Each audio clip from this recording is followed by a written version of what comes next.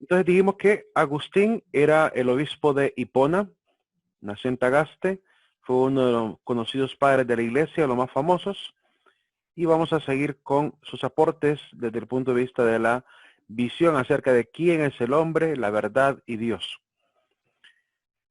Acerca de Dios, dice San Agustín que Dios es la verdad máxima. Dios es la verdad. Solo en Dios el hombre podrá encontrar la paz que anda anhelando, el conocimiento que anda anhelando. San Agustín pues se eleva sobre lo verdadero y singular que nos dan los seres particulares a la verdad suprema, que sería el ser supremo, y gracias a la que todo lo verdadero, los seres, es decir, existen, son verdaderos, para tener participación en ella. En este caso Agustín está básicamente utilizando el término de verdad como sinónimo de existencia, ¿verdad? Dice que Dios, que es el máximo ser verdadero, permite que todos los seres existentes sean también verdaderos. En cuanto al tema de la creación, el concepto que maneja Agustín no es filosófico, sino que es más bien teológico. Sin embargo, es importante poder ver qué es el mundo para él. Dice que la creación proviene pues de un acto libre de la voluntad de Dios, no viene por emanación, igual que Cristo, es decir, que Cristo si viene por emanación, no ha sido creado, sino que fue engendrado, y en el caso de la creación, sí fue creada, no fue engendrada. San Agustín deja por fin la cuestión en suspenso. Ve que no se puede resolver con nuestros conceptos espaciales y temporales la relación entre Dios y el mundo. No podemos explicarlo con términos. Si quisiéramos explicar a Dios, tendríamos que salir de los términos que utilizamos para definir las cosas. Por lo cual, la definición de Dios queda lejos a la capacidad de la misma habilidad del hombre de poder racionalizarlo todo o conceptualizarlo todo. Es como pretender explicar no sé, es como pretender explicar al ser humano en términos de el mármol. Imagínense un escultor, ¿verdad? La escultura la podemos definir a partir de el material, el mármol, pero al ser humano que formó la escultura, que es decir, el escultor, no podríamos utilizar los mismos elementos ligados a la materia de la escultura para tratar de explicarlo a él. No hay relación alguna entre el ser que crea la escultura y el escultor mismo. Por lo cual los conceptos que aplicamos a la escultura no pueden ser aplicados al ser humano. De igual manera, los conceptos que utilizamos para definir el mundo no pueden ser utilizados para explicar con satisfacción la naturaleza de Dios, que es el que ha creado el mundo, ya que es un ser sobrenatural, supramaterial, es decir, que está por encima de la materia, por encima de la naturaleza de este mundo. En cuanto al tema del mundo, también dice San Agustín, pues que esta posibilidad de los mundos posibles es hablado, es conversado en en la antigua visión de los griegos. Son los griegos los que van a hablar de muchos mundos posibles. Hoy en día hablar de la materia pues es aún más enigmático, sobre todo cuando la ciencia ha dicho, por ejemplo, que hay probabilidad o posibilidad que existan no solamente un universo, sino además múltiples universos. Entonces imagínense cuánto más complicado será poder definir a Dios. Así que por más que hagamos un esfuerzo racional por entender a Dios, siempre nos quedaremos más acá de la exactitud. Entonces, ¿quién sería Dios? Pues el que está fuera de esta mega burbuja que llamamos universo. Dios está fuera de esta naturaleza, está fuera de las leyes materiales, de las leyes espaciales, de las leyes temporales. Lick, disculpe, fíjese que no podía ingresar a la clase por el link. Si ya pasó lista, ¿será que me puede poner la asistencia? Al final me acuerdas. Al igual bueno. está el compañero Jairo escribiéndome Lick, de que no puede entrar. Al final hablamos, al final. Bien, entonces el universo que existe, ¿verdad? Es material, ¿verdad? Lo que no está dentro del universo no es universo. ¿Qué tipo de materia es? No lo sabemos. La materia, pues, está dentro del universo. Lo que está fuera no es materia. Es algo inmaterial desde el punto de vista de la lógica de la existencia, ¿verdad? No desde la lógica de lo físico y material, porque evidentemente desde la ciencia podríamos dar muchas soluciones, ¿verdad? Lo que está fuera de los límites del universo es que el universo tiene un límite.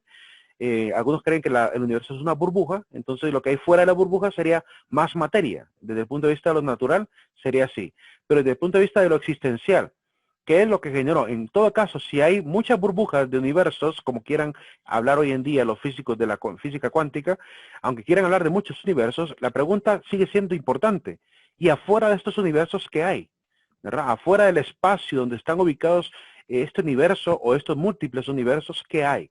Es a esa materia o a esa esencia, mejor dicho, que está fuera del universo, de lo que llamaríamos universo o multiversos, es aún sería algo que no sería materia, sería algo completamente distinto a la materia.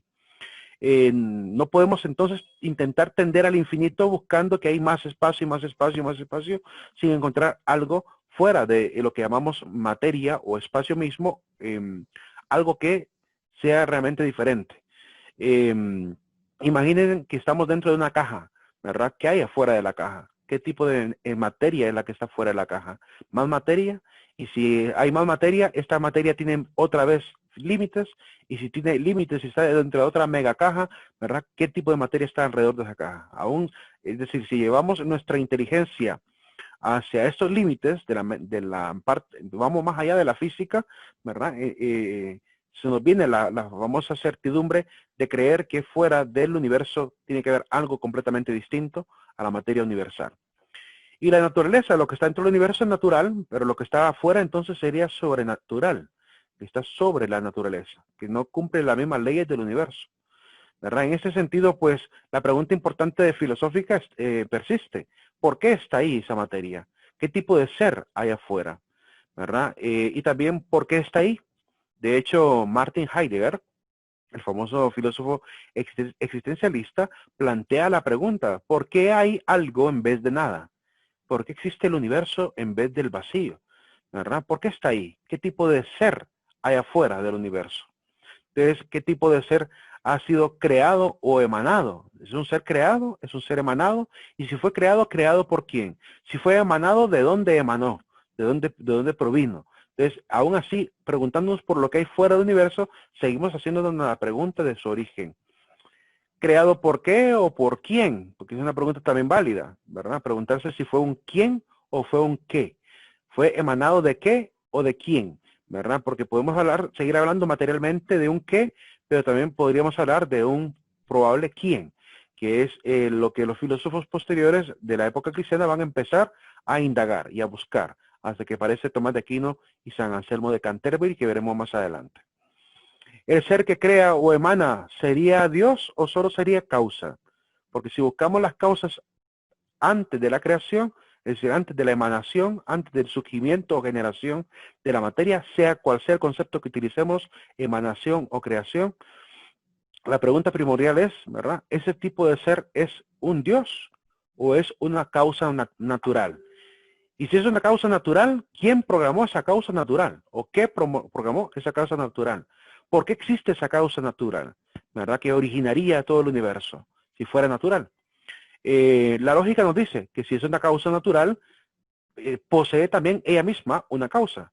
Pero si es un ser espiritual, si es un ser inmaterial, sin naturaleza física, es un ser que no corresponde, por tanto, a la ley de la física y, por tanto, no tiene necesidad de haber sido también generado, sino que pudo haber existido desde siempre. Entonces ahí empieza la gran pregunta e indagación respecto al pasado del universo. Y si es una causa, ¿por qué es capaz de causar con orden y las leyes en las cosas? ¿Es una causa realmente inteligente? ¿Verdad? ¿Qué tipo de causa sería esta? El doctor William Lane Craig, que les he citado a los del Hombre frente a la vida, y a ustedes también se los voy a facilitar.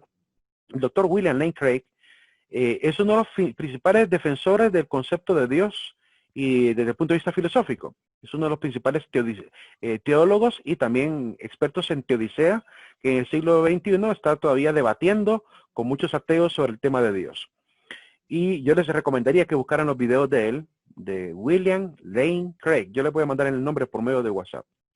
Y que sobre todo se vean los argumentos que él tiene en una página de YouTube que él tiene, que se llama Reasonable Faith, fe razonable. Y que le va a servir muchísimo para poder darse cuenta hacia dónde vamos tendiendo con estas preguntas, ¿verdad? Él va a explicar que la causa que origina el universo, si es una causa material, ¿verdad? ¿qué lo causó a esa causa material? Y si es causa inmaterial, ¿verdad? ¿Qué tipo de causa inmaterial sería? Y él llega a dos límites. Dice que solo hay dos posibilidades. Podemos hablar de que el universo se formó por algo abstracto, por algo inmaterial y abstracto, que en este caso lo único abstracto que conocemos los seres humanos son dos cosas.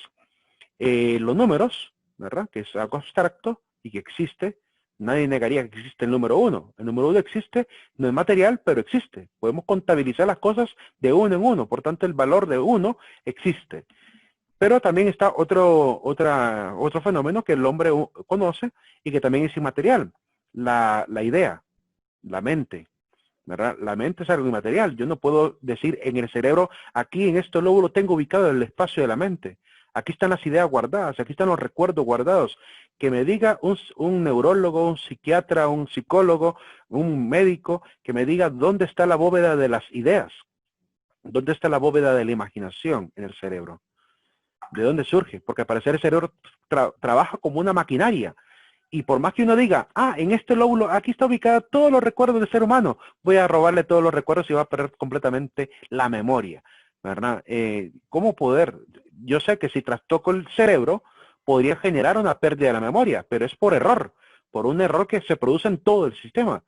Pero no es porque le haya quitado exactamente el lóbulo, el pedacito del cerebro donde esté guardado esta parte, que entendemos que es inmaterial, que se transforma en algo real para la experiencia humana, pero que tiene correspondencia tanto orgánica, porque mi cuerpo trabaja como un mecanismo para poder permitirme razonar y a la vez ir guardando ideas, pero la pregunta es, ¿y la bóveda donde están estas ideas, memoria, imaginación, de anhelos, deseos, sentimientos?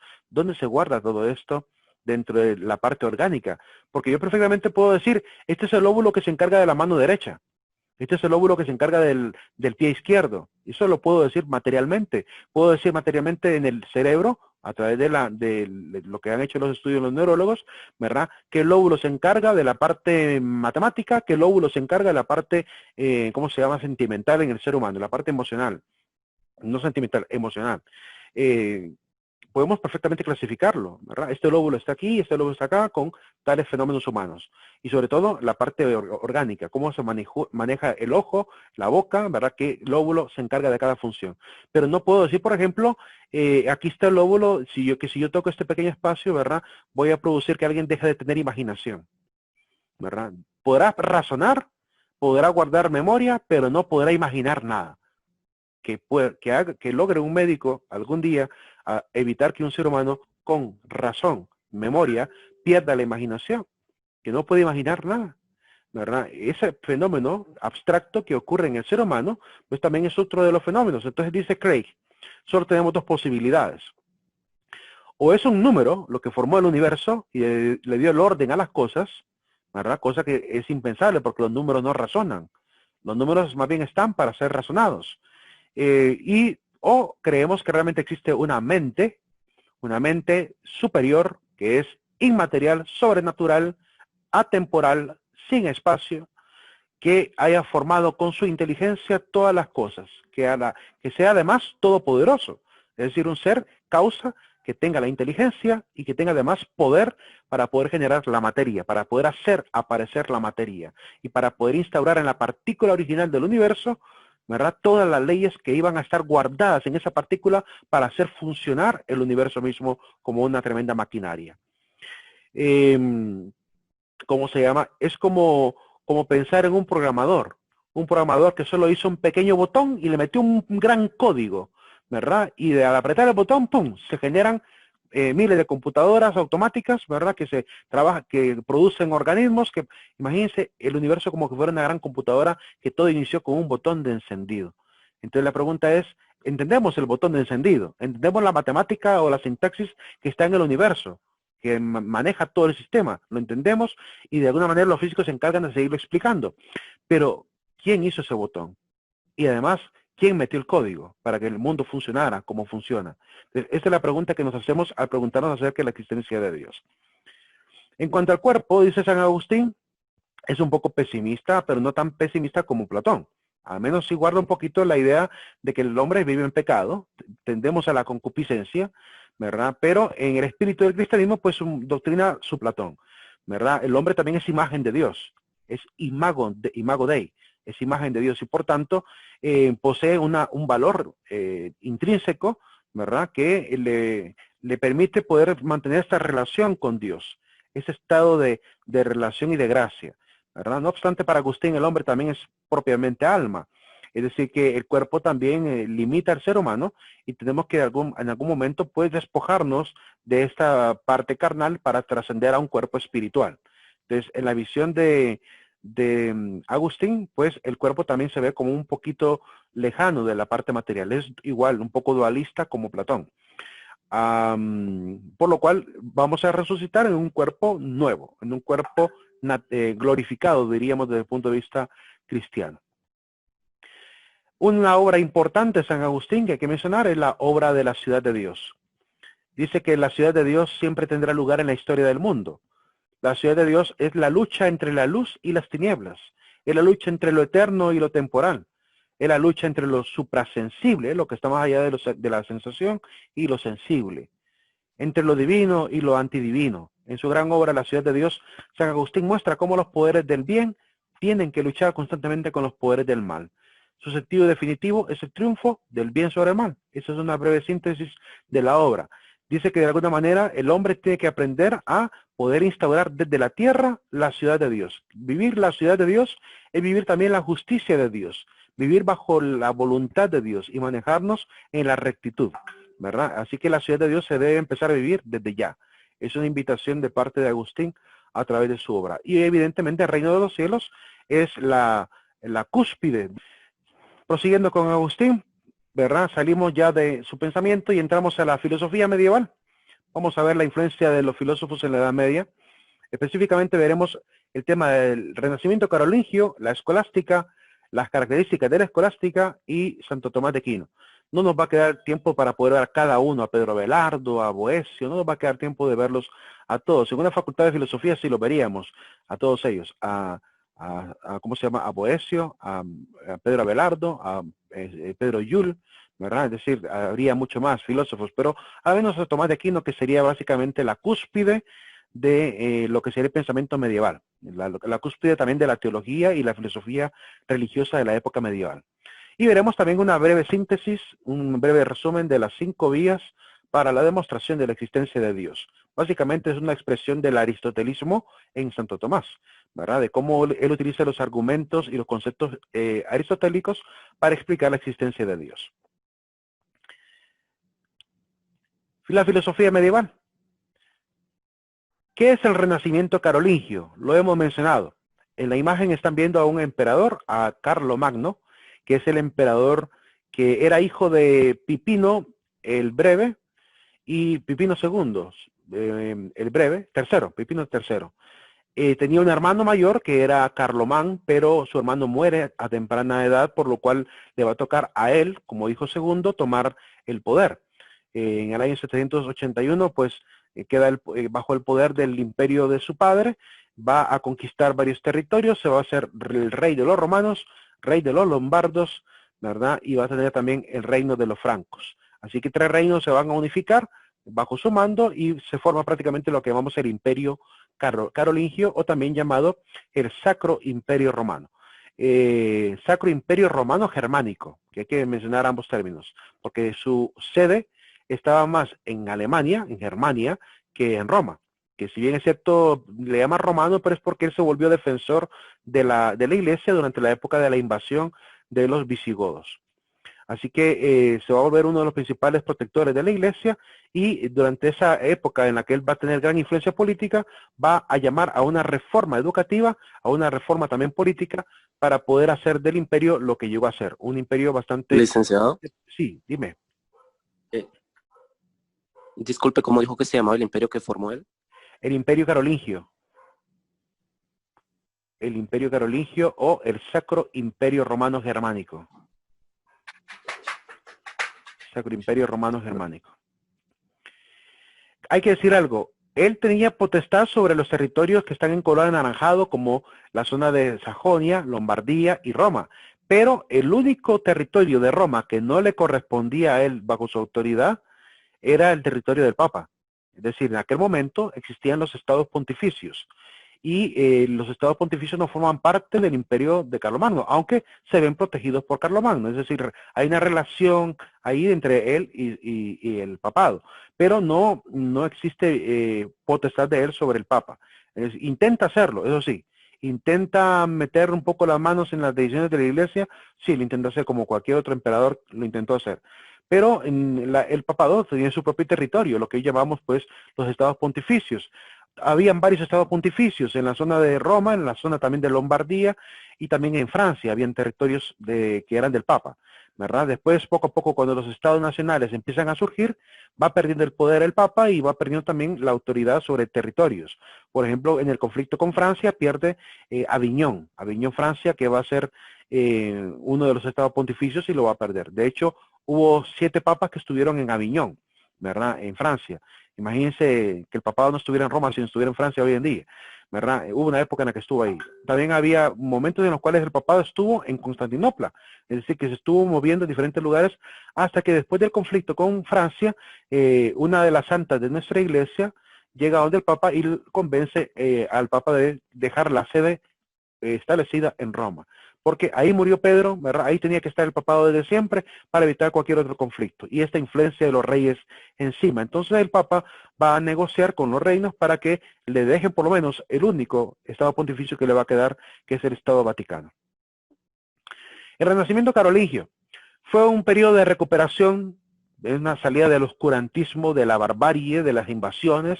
Recuerden que los francos, visigodos, ostrogodos, los hunos estaban invadiendo el Imperio Romano, ahí por el siglo III y IV, por lo cual ya para el siglo V pues se sale de esta época de oscuridad para pasar a una época de reforma, ¿verdad? Cultural, de reforma también educativa.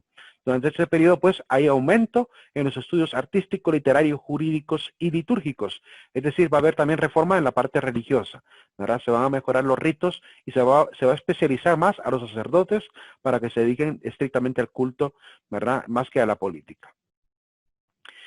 Carlomagno es retratado en la historia como un defensor del cristianismo. Él va a iniciar pues una nueva concepción de la relación de la iglesia con el Estado. Por esta razón se va a volver su protector, defensor del cristianismo, y va a ser identificado como miembro de la Iglesia Católica Romana, es decir, de la Iglesia Católica de Occidente. Y por esta razón pues se le suele retratar a él, ¿verdad? Sosteniendo la iglesia con su mano, ¿verdad? En cuanto a una ayuda importante que tuvo Carlomagno, es la ayuda de los sacerdotes.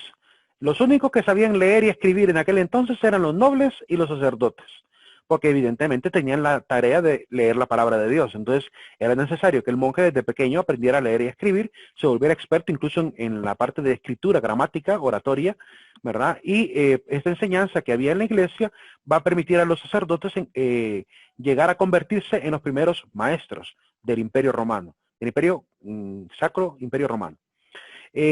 Por lo cual a ellos se les va a encargar esta parte de la administración de las primeras escuelas, ¿verdad? O del primer sistema educativo. Pero también él se va a valer de la ayuda de un monje llamado Alcuino. Alcuino de York es el monje al que le va a encargar Carlomagno la reforma educativa. Son reformas con fuerzas teocéntricas, es decir, que se le da fuerza a la enseñanza, pero desde la visión de Dios, ¿verdad? Hay una fuerte alianza entre el Estado y la Iglesia que caracterizó todo el Renacimiento carolingio y le permitió llevar a cabo estas reformas con naturaleza teocéntrica, a diferencia de los antropocentrismos humanistas que van a surgir ya en la época del Renacimiento, ¿verdad? De hecho, en el Renacimiento lo que va a haber es una reacción a toda la época en la que la Iglesia mantuvo el control educativo, ¿verdad? El humanismo surge a raíz de una reacción filosófica en contra de esta época, que fueron casi más de 1000 años, de dominio educativo de parte de la Iglesia. Hablemos entonces de la escolástica. La palabra escola o escolástica significa escuela. Decía que a Alcuino de York le van a encargar la tarea de fundar las principales escuelas y llamar a los principales eruditos para que formaran parte de la educación y a la vez formaran a los siguientes eruditos que estarían a cargo de las cortes, ¿verdad?, en el gobierno. La idea entonces de las escuelas era preparar tanto a los frailes, a los monjes, a los sacerdotes, como también preparar a los que formarían parte de la corte del emperador o del rey. En el año 782 comienza la gran reforma, van a aparecer una serie de monasterios dedicados a la enseñanza. Alcuino y Carlomagno se encontraron en Italia en el año 781, en el Palacio de Aquisgrán, y ahí le va a encomendar esta reforma educativa para que pudiera fundar estas escuelas, ¿verdad? Que va a ser prácticamente el antepasado de la universidad. La escuela es básicamente una universidad primitiva, donde apenas van a haber apenas 7 clases, es decir, 7 áreas de enseñanza, por así decirlo, 7 facultades, es lo más que va a haber en esta enseñanza universitaria. Van a ser prácticamente 2 carreras con 7 materias, básicamente repartidas en grupos de 3 y 4, ¿verdad? Y por esa razón es que van a empezar a enseñar las disciplinas que servirían para, primero para aprender a leer y hablar bien correctamente y escribir bien correctamente. Y por otro lado está la ciencia también natural, que también va enfocada a la educación también de la ciencia misma. Así que las primeras universidades que van a aparecer, las primeras escuelas que van a aparecer son las llamadas escuelas episcopales, que van a estar bajo la tutela del episcopo, que según la Biblia es retratado como maestro. De hecho, Pablo en 1 Timoteo capítulo 3 dice que el episcopo es maestro, es el que se dedica a la enseñanza, por lo cual en el episcopado, ¿verdad?, nacen las primeras famosas escuelas. Pero no fueron las únicas, van a surgir 3 tipos de escuelas.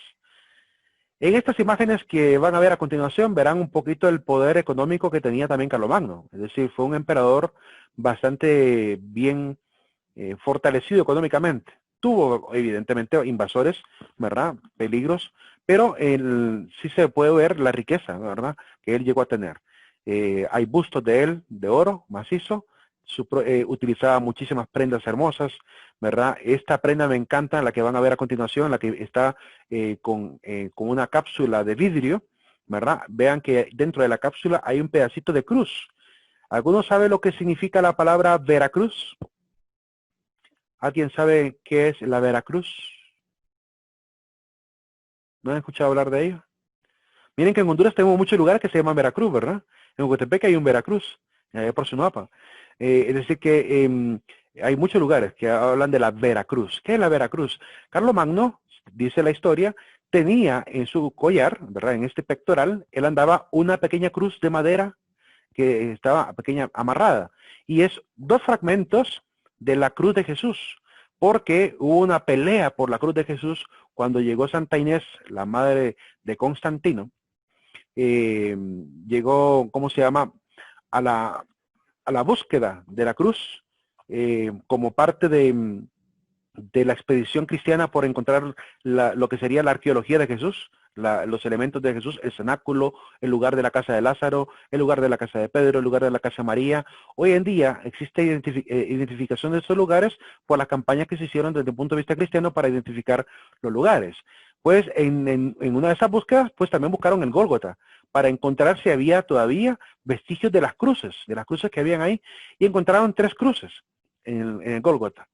Y estamos ahí por el año 200 apenas, ¿verdad? 2 cruces que estaban todavía en el Gólgota, ¿verdad? La práctica del crucificado no era tan común, ¿verdad? No se hacía todo el tiempo, por lo cual se dieron a la tarea de identificar cuál podría ser la cruz de Cristo. Tenía que tener clavos, no solamente haber estado amarrado a alguien ahí, sino que tenía que haber tenido clavos. Pues habían 3 posibles cruces y dice la leyenda de que para probar cuál era la cruz de Cristo, la fe de las personas les llevó a hacer un experimento. El experimento consistía en conseguir un cadáver, ¿verdad?, y ponerlo encima de las 3 cruces y pedirle al Señor que por el hecho de ser la cruz de Cristo, que sanara, que resucitara al difunto.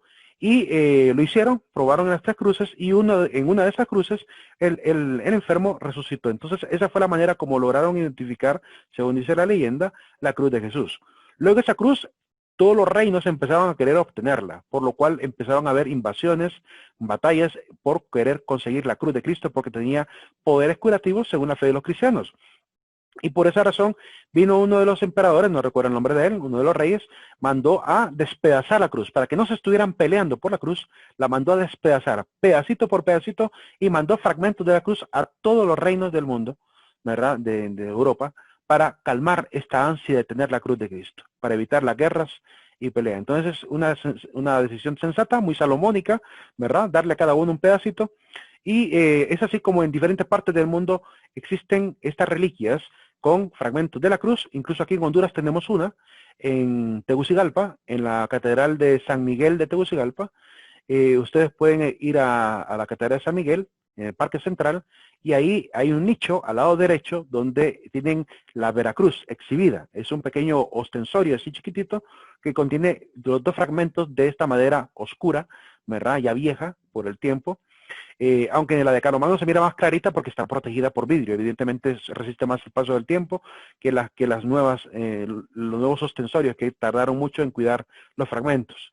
Y pues tiene esta convicción, ¿verdad? Y lo que están viendo a la par de la Veracruz es el orbe, que simboliza el poder del emperador sobre la tierra, ¿verdad? Que la iglesia le otorga también como parte de la administración que la iglesia tiene.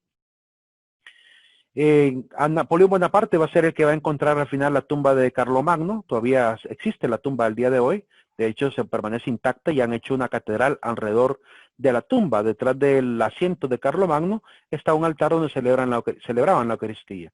Hoy la mayoría de iglesias europeas están prácticamente como museos prácticamente. Muchos de ellas. Esta es la corona de Carlomagno, enjollada, ¿verdad? Ahí van a ver la imagen y el retrato de Carlomagno. Bien, pasamos a hablar un poco más de las escuelas. Y no podía dejar de mostrarles también el sarcófago donde está la osamenta de Carlomagno también, en oro macizo. Así es el poder de Carlomagno, para que tengan idea. Las escuelas se van a crear con la función entonces de educar, y van a haber tres tipos de escuelas. La escuela de tipo monacal, la que va a estar ubicada en los monasterios. Esta escuela hay dos tipos de dinámicas, una escuela externa, que es que le daban educación a gente que quería aprender a leer y escribir, como el caso de Tomás de Aquino. Tomás de Aquino va a ir a uno de los monasterios a educarse, ¿verdad? La gente pues no vivía dentro del monasterio, sino que llegaba, ¿verdad? Para poder educarse. Y algunos incluso se quedaban, eran admitidos como monjes, ¿verdad? Pero no estaban tampoco destinados a vivir enclaustrados, es decir, encerrados, como pasa en los monasterios de claustro. La escuela interna, pues el monje progresaba en el estudio y conocimiento de la escritura y con el afán quizá de volverse hasta ministro de la iglesia, ¿verdad? Y en sentido amplio, pues también se habla de escuela monacal con aquel lugar donde el monje desarrollaba una actitud intelectual también. Ahí iban los famosos teólogos también a formarse. También está la escuela catedralicia, que está dirigida en torno al señor obispo, ¿verdad? Y el objetivo es formar a hombres aptos para desempeñar las funciones de la iglesia y el ministerio eclesiástico. Ahí se forman los diáconos, sacerdotes, ¿verdad? Los que van a ser en el futuro quizá canónigos del derecho canónico de la iglesia. Y pues es para esto, para formar a los expertos y eruditos dentro del magisterio de la iglesia.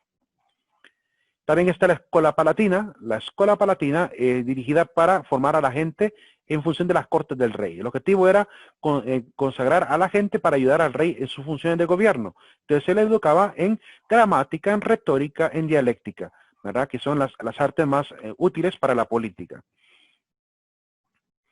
Los primeros temas que se enseñan en las escuelas tienen que ver con Dios, la Trinidad, la persona, la Eucaristía, la predestinación, la libertad humana. Después se va a pasar a las primeras grandes facultades, que básicamente son estas 7 disciplinas que les estoy mencionando, que está repartido en 2 grandes ramas. La rama llamada Trivium, que es la rama de 3 disciplinas, y Quadrivium, que es la rama de 4 disciplinas, que terminaron convirtiéndose en las famosas artes liberales, que en este caso enumeramos a la gramática, a la retórica o lógica, a la retórica y a la dialéctica, ¿verdad? La dialéctica es lo mismo que lógica y retórica, que es el arte de hablar bien. Y por otro lado tenemos la aritmética, tenemos la geometría, tenemos la astrología, que originalmente se llamaba astrología. De hecho, se le perdió el sentido al nombre. Hoy la ciencia de los astros tendría que llamarse astrología, pero como se mezcló con la parte esotérica, la parte mística, la parte mágica, entonces terminó siendo tergiversado el término de astrología y en vez de ser una ciencia pasó a ser considerada una ciencia oculta o una pseudociencia, por lo cual se le llama astrología al conocimiento de lo esotérico, ligado a los astros. Y astronomía, pues a la que estudia la ley del universo, de los astros. y la música, que es la séptima arte que se va a enseñar, ¿verdad? Ya que se considera también una arte matemática. Así que música, aritmética, geometría y astrología eran ciencias matemáticas y las otras eran ciencias lingüísticas, ¿verdad? Gramática, lógica y retórica. Al final solo eran prácticamente dos disciplinas. Todas las ciencias se van a sintetizar en lógica y teología, ¿verdad? Serán las dos ramas principales. De hecho, todavía hoy en día los sacerdotes, cuando van a estudiar para ser sacerdotes, estudian esas dos disciplinas. La lógica, con la carrera que llamamos filosofía, o ciencias religiosas con énfasis en filosofía, y la teología, que es la otra rama, ¿verdad? Entonces siguen estudiando las mismas dos grandes ramas los sacerdotes hasta el día de hoy, pero más especializado porque hoy se sacan licenciaturas, ¿verdad? Licenciatura en filosofía y teología. La escolástica viene de la palabra escolásticos, es decir, aquello que pertenece a la escola. Escola es escuela. Y la filosofía religiosa pretende, pues, de alguna manera explicar, ¿verdad? Y dar a conocer también la revelación del cristianismo con un poquito más de precisión científica, con precisión racional. Las características principales de la escolástica son tres, que voy a explicar también. El predominio de Aristóteles, ¿verdad? Ya lo voy a explicar. La uniformidad de método. Eran tres pasos dentro del método de educación. La lectio, disputatio y la autoritates. Pero ya vamos a ver más adelante esa parte. Y la unión entre ciencia y fe. Básicamente esas son las tres principales características de la escolástica. Entonces vamos a ver cada una de ellas.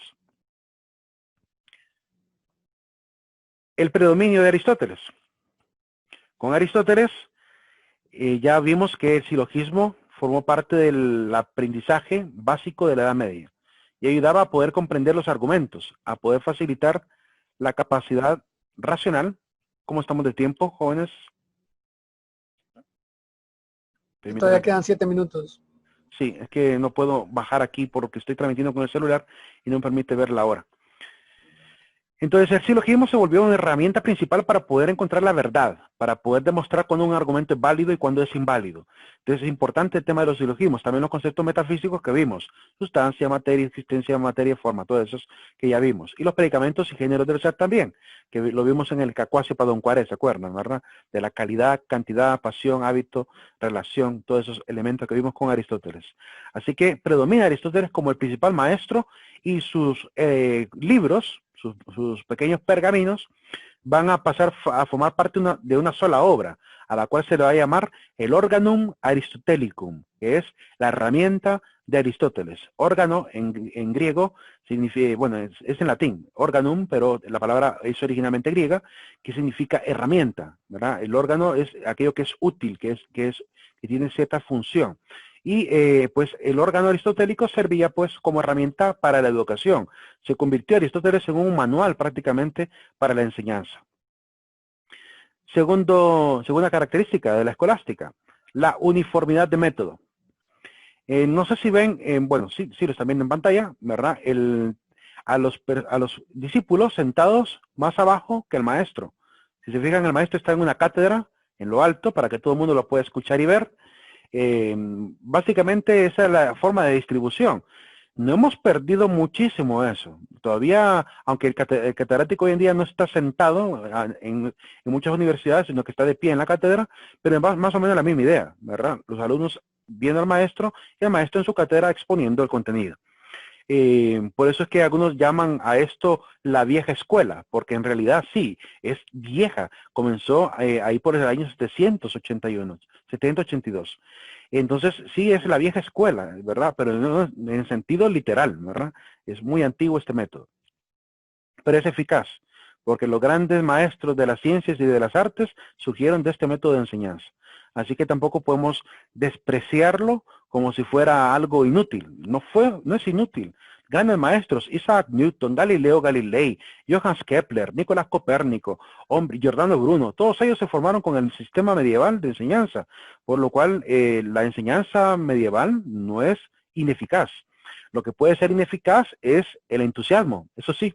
Si yo pierdo el entusiasmo por aprender, evidentemente el método no va a servir, porque voy a estar aburrido, cansado, no me quiero ir ya, ¿verdad? Entonces no sirve para quien no tiene el entusiasmo. Por eso yo ayer compartí algunos consejos a través del grupo diciendo que hay que poner el corazón en la enseñanza. Si uno pierde el afán por aprender, Ningún método, por mucho constructivismo que le metamos a la educación y mucha pedagogía que queramos meterle, ya podemos meterle 1000 elementos decorativos a la educación, y si no hay hambre de conocimiento, de nada va a servir. No va a servir, estaremos siempre renuentes a participar. Entonces, ¿de qué depende en gran medida la eficacia de la educación? De mi propia actitud también. Yo, les digo algo, yo me eduqué en un sistema semestral todos los días, desde las 7 hasta las 12 de la mañana, 7 a 12 de la mañana, durante los 4 años de estudio. Y fueron clases semestrales con un examen final, un examen semestral final. Y nos mandaban a leer cantidad de materiales que no se pueden imaginar. Allá no era que léete una paginita para el siguiente día, no, hay que leerse capítulos, ¿verdad? Había que leer capítulos de libros para la enseñanza que yo aprendí. Y fue eficaz porque yo siento que aprendí, ¿verdad? Y también es que también tenía que ver con la actitud de los que estábamos ahí estudiando. Queríamos realmente aprender para ser sacerdotes, y pues en la enseñanza pues que nos tocó primero fue la filosofía, por lo cual yo me eduqué más en la filosofía que en la teología. La teología la vine a aprender después. Pero es importante no perder el hambre de conocimiento. El método medieval básicamente se utilizaba con el latín. El latín era la lectura principal, era la lengua que se utilizaba para poder dar a conocer la lectura. Era importante aprender latín, no es fácil aprender latín. Yo a duras penas aprendí unas cuantas cosas sobre la gramática latina, a poder al menos pronunciar correctamente las palabras en latín, y una que otra oración en latín también, que es importante aprendérsela, como el Padre Nuestro, la Ave María. Pero es difícil poder hablarlo. En latín se leía el texto de un filósofo o de un teólogo. Podían ser textos de los padres de la Iglesia, textos de los antiguos filósofos. Esa es la lectio, la lectura. Después venía la questio. La questio es el cuestionar, el preguntar, el cavilar, el hacer la reflexión alrededor del texto mismo. Después venía la disputatio, que es la oportunidad de poder discutir, de poder dialogarlo, ¿verdad? Yo expongo la teoría primero en la questio y después vengo a la disputatio, que es la discusión con mis estudiantes. Comparto y les pregunto, ¿verdad? Y permito que hagan también sus preguntas. Después viene la auctoritates, que es la síntesis. Se hace una síntesis donde el maestro, ¿verdad?, resume la conclusión, y esa conclusión tenía que ser aprendida por todos, ¿verdad? Por así decirlo, es lo que vendría en el examen, pero sin embargo en aquel momento quizá no había ni siquiera exámenes, solo había conocimiento, aprendizaje, conocimiento, aprendizaje. Muchos de nosotros, incluso si a mí me preguntan si estaría de acuerdo en quitar los exámenes de las universidades, yo diría, sí, quitemos los exámenes de las universidades y dediquémonos solamente a aprender, ¿verdad? No a evaluar lo que hemos aprendido, sino a aprender nada más. Que el estudiante no sienta esa carga del examen, sino que sienta nada más la carga de querer aprender, el hambre de conocimiento. Siento que el examen a veces nos roba el entusiasmo, ¿verdad? Pero también es evidente que tenemos que medir y ser metódicos. Yo no puedo darle un título a alguien que no está preparado, y la única manera que puedo demostrar que alguien está preparado es que pase un examen o pase el acumulativo, ¿verdad? Que demuestre que realmente tiene la capacidad en filosofía de reflexionar o de al menos contestar lo que sabe de filosofía. Cuanto mucho, medir un poco el aprendizaje, porque es la manera más objetiva que tenemos para demostrar que alguien aprendió. Sin embargo, les digo que hay muchos maestros que piensan en esa situación, de poner obviamente por encima la educación de cualquier evaluación, ¿verdad? Pero es un tema, como digo, difícil de tratar. En el sistema educativo se ha intentado quizá en algunos métodos y no ha funcionado, porque el alumno se desentiende entonces de la clase. Lo único que quiere es que le den el cartón final, entonces no aprende porque también pierde el entusiasmo. Y como no hay responsabilidad y no hay compromiso, entonces deja de estudiar. Ese es el problema de la cultura nuestra es la que realmente nos limita y nos evita poder aprender. Y ponían cátedras más altas para que todo el mundo pudiera perfectamente escuchar, ¿verdad? Era un tema de didáctica, pues para facilitar mejor el audio también, en un aula tal vez de paredes gruesas, donde cuesta que la voz se pueda expandir más fácilmente, y es un método nada más pedagógico. Bien, chicos, nos quedamos aquí por el día de hoy, ¿verdad? Mucho entusiasmo, que tengan un buen día. Nos vemos el día lunes, jóvenes.